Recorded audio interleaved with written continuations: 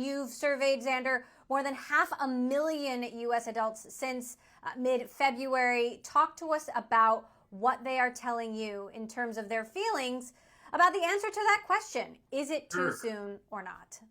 Great to see you, Emily. Thanks for having me on. We've been in the market talking to tens of thousands of people a week. As you said, now we're approaching 1 million people in the U.S. in the last 3 months. And as you can imagine, we saw a spike in anxiety.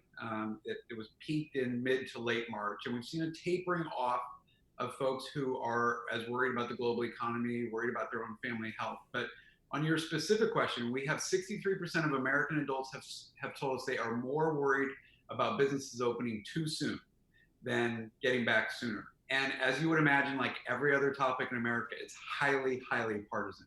So we have been segmenting the data by men and women, black and white, different industry workers, and 85% of Democrats are worried that we're going to be getting back to work too soon. 60% of Republicans think we need to get back to work sooner. So you can see that the politics in America, sadly, layers into the health crisis as well. So where are you seeing some of the biggest shifts? You know, one of the things that stood out to me from the data that you provided is that, you know, in many ways, you know, from the same kind of people, opinions actually aren't changing. So if opinions aren't changing, then what will? Well, I think what's going on is that corporate leaders, organizational leaders are going to have to step up and make some bold moves in terms of how we are getting back to work. If you are waiting for the government policies to lead here, sadly, we are going to have to lean on our organizational leaders. And if I can make a sales pitch for SurveyMonkey, this is what we do. Our products have never been more relevant because we are enabling leaders of big companies, nonprofits, educational institutions, government bodies to solicit the kind of feedback they need from their stakeholders to make the right decisions. And so for the first time, C-suite is really starting to think about how are we going to feed our employees when they get back to work? How are we going to operate elevators? Public bathrooms are big concerns. And so everybody wants to get their people productive as soon as possible, but we've got to do it safely. And the best thing you can do in unstable times is listen to your stakeholders. And that's where our products can be helpful.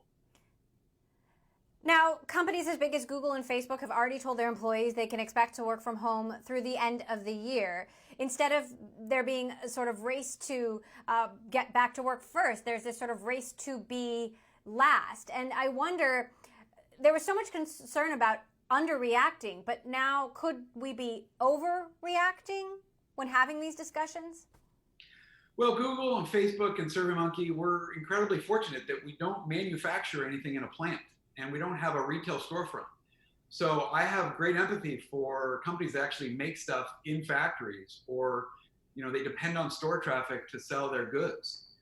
You're seeing this massive separation in America today of the haves and have-nots. And, you know, this cloud transformation, what was going to happen over the next 5 to 10 years is literally happening over the next 5 to 10 months. So you're seeing a lot of engagement around products that help people work from home productively. And companies like ours are, you know, incredible beneficiaries of that. So we reported out our earnings last week. But companies that don't have to get back to work are going to be able to take their time and be a little bit more thoughtful about policies relative to other companies that need to stay in business, got to get back to work this summer. They've got to really get on the dime. So for a company like yours, I mean, how are you planning the return to work? I mean, are you even talking about it yet? And do you think that come 2021, you're going to be a lot more comfortable with large chunks of your workforce just working from home going forward?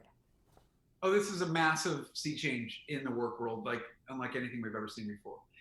The longer we are in an environment where you're able to work productively from home, and we're shipping as many lines of code, our VPN connections, Zoom minutes, time on Slack, sales calls, you know, the company is thriving in this work from home environment. People are eager to get back to work, especially those of us like you and me who have, you know, kids in the house. We know people want to get back to work, but we've got to do it in a different way. And we're really trying to reimagine a better return to work. And we know that you're going to have a more prescriptive reason. There was so much, I mean, the big story going into this pandemic was the U.S. presidential election. And suddenly that took a back seat to this, you know, gigantic health and economic crisis. But you're seeing, you're continuing to look at the data, and obviously you see continuing divides along party line. Are you seeing anything interesting that would lead you one way or another on just how this presidential election might play out, given that, President Trump has, like it or not, been the person who has been responding to this, and many people can agree with his approach or disagree with his approach. But I wonder what that means for his odds come November. I mean, the thing I found so striking is the political divide in terms of the coronavirus data and the going back to work data, and just how tightly it aligned with your political status. Putting that aside, we saw a big bump in the approval ratings for President Trump in the early days of this crisis. Those have all but subsided. So you're seeing his approval ratings kind of taper back to where they were pre-crisis, and he continues to enjoy huge support amongst Republicans and terrible support amongst Democrats, and obviously independents are different. I think there's a ton of time left on the clock, Emily. It's May. This election is not until November. We've seen Trump push a lot of the leadership about getting back to society and normalcy, back to the governors.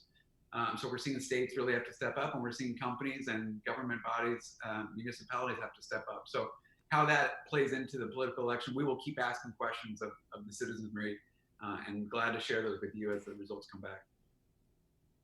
So speaking of the time on the clock, you've been in Silicon Valley for a long time, and I'm just curious, how hard do you think this is ultimately going to hit the tech economy? We've seen huge chunks of companies getting laid off, 25% at Airbnb, 14% at Uber, more to come, 17% at Lyft.